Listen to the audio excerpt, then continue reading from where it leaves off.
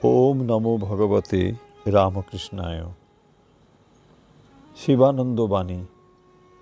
মহাপুরুষ মহারাজ স্বামী শিবানন্দজি তাঁর বাল্যকালের কথা প্রসঙ্গে বলেন, আমি তখন খুবই ছেলে মানুষ ছিলাম, বিশেষ কিছুই স্মরণ নেই। তবে এটা বেশ মনে আছে যে বাবা অনেক লোককে খেতে দিতেন। আমার মা সকলকে নিজের হাতে রান্না করে খাওয়াতেন। তিনি লোকজনকে খাওয়াতে ভালোবাসতেন।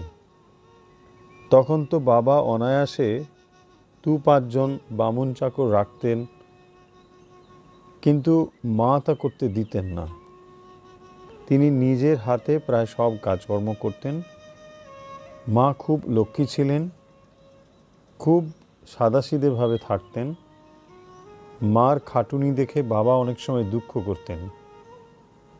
তাতে মা বলতেন,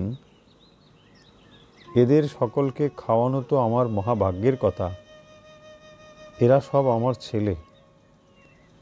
আমার বয়স যখন 9 বছর, তখন আমার মা মারা যান।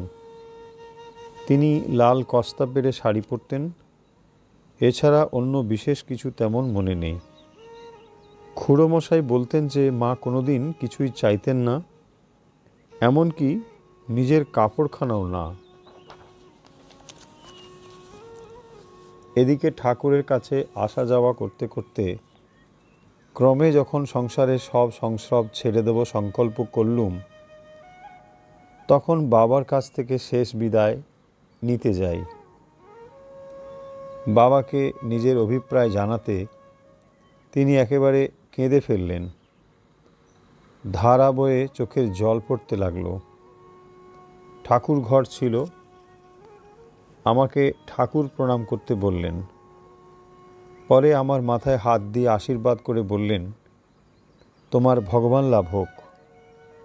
আমি নিজে অনেক চেষ্টা করেছি, সংসার ছাড়বারও চেষ্টা করেছি, কিন্তু পারিনি। তাই তোমায় আশীর্বাদ করছি যে তোমার ভগবান লাভ হোক। আমি এ কথা ঠাকুরকে এসে বলেছিলাম। তিনি শুনে খুবই আনন্দিত হয়েছিলেন এবং বলেছিলেন, খুব ভালো হয়েছে। জনৈক সন্ন্যাসী মহাপুরুষ মহারাজকে জিজ্ঞাসা করছেন, আজকালকার দিনে এরকম বাপ অতি বিরল, নেই বললেও অত্যুক্তি হয় না। এ কথা শুনে মহাপুরুষ মহারাজ বললেন, হ্যাঁ তা বই কি, আমার বাবার সাধন ভজন কিছু ছিল কি না তাই। আবার নিজে চেষ্টা করেও পাননি, অথচ প্রাণে সত্যস্বরূপ শ্রী ভগবানকে লাভ করবার খুব আকাঙ্ক্ষা ছিল। এদিকে সংসারের নানা অভিজ্ঞতাও যথেষ্ট লাভ করেছিলেন, তাই তিনি অত সহজেই আমায় বিদায় দিতে পেরেছিলেন। অন্যদিন মহাপুরুষ মহারাজ রাত্রে আহারে বসেছেন। তখন ঠাকুরের আহারাদির প্রসঙ্গে জনৈক সন্ন্যাসী জিজ্ঞাসা করলেন, মহারাজ, ঠাকুরের হাত নাকি খুব নরম ছিল, এত নরম যে লুচি ছিঁড়তে হাত কেটে গিয়েছিল। এ কথা শুনে মহারাজ বললেন, হ্যাঁ, তার হাত খুবই নরম ছিল। হাত কেন, তার সর্বাঙ্গই খুব কোমল ছিল। একরকম কড়া লুচি হয় না, একদিন তাই ছিঁড়তে গিয়ে তার নাকি হাত কেটে গিয়েছিল। শ্রী শ্রী ঠাকুর রাত্রে কতটুকু করিয়া আহার করিতেন জিজ্ঞাসা করায় মহাপুরুষ মহারাজ নিজের থালার প্রসাদী লুচি দেখাইয়া বলিলেন, আমরা যখন তাকে দেখেছি তখন তার আহার খুব সামান্যই ছিল। এমনি একখানা কি বড় জোর 2খানা ছোট লুচি ছিল তাঁর রাত্রের আহার, তার সঙ্গে একটু সুজির পায়েস। খাঁটি দুধ হজম হতো না বলে দুধের সঙ্গে জল মিশিয়ে অল্প সুজি ফেলে তাই জাল দিয়ে পায়েসের মতো করে দেওয়া হতো। সেই পায়েসে একটু খেতেন। তবে মাঝে মাঝে খিদে পেলে প্রায়ই একটু আধটু কিছু না কিছু খেতেন। শিকেতে সন্দেশ ইত্যাদি তোলা থাকত।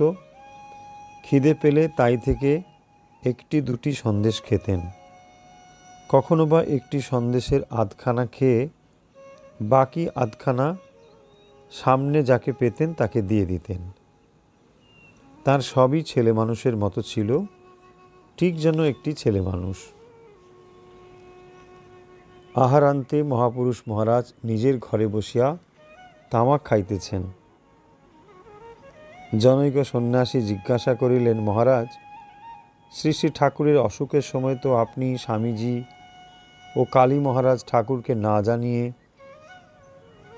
বুদ্ধগয়ায় চলে গিয়েছিলেন। সেখান থেকে ফিরে আসার পর ঠাকুর আপনাদের কিছু বলেছিলেন কি? মহাপুরুষ মহারাজ: হ্যাঁ, বলেছিলেন বই কি। হাতের একটি আঙুল ঘুরিয়ে পরে বুড়ো আঙুল নেড়ে বললেন, কোথাও কিছু নেই। পরে নিজের শরীর দেখিয়ে বললেন, এবার সব এখানে, আর যেখানেই যাও না কেন কোথাও কিছু পাবে না, এখানকার সব দোর খোলা। ওম শান্তি।